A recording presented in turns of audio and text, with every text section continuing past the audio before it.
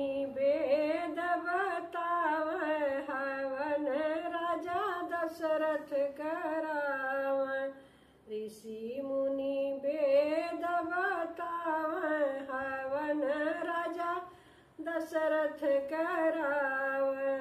ओही हवनिया में गणपति जी आए। ओही हवनिया में गणपति जी आए। रिधि सिद्धि चौक पुराव हवन राजा दशरथ कराव। रिधि सिद्धि चौक पुराव हवन राजा दशरथ कराव।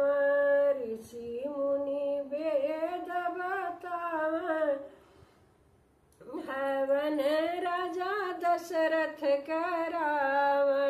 वही हवनिया में शंकर जी आए। वही हवनिया में शंकर जी आए। गौरा मैया चौक पुराव हवन राजा दशरथ कराव। गौरा मैया चौक पुराव हवन राजा दशरथ कराव।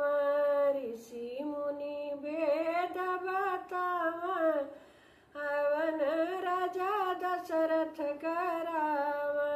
वही हवनिया में विष्णु जी आए। वही हवनिया में विष्णु जी आए। लक्ष्मी मैया चौक पुराव हवन राजा दशरथ कराव। लक्ष्मी मैया चौक पुराव हवन राजा दशरथ कराव। ओही हवनिया में राम जी आए। ओही हवनिया में राम जी आए। सीता मैया चौक पुराव हवन राजा दशरथ कराव।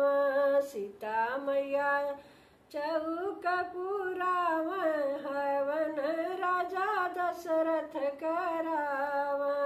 ऋषि मुनि वेद बताव हवन राजा दशरथ कराव।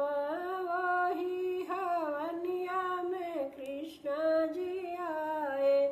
वही हवनिया में कृष्ण जी आए।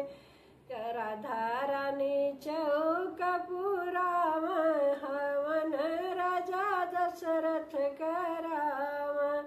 राधा रानी चौक पुराव हवन राजा दशरथ कराव।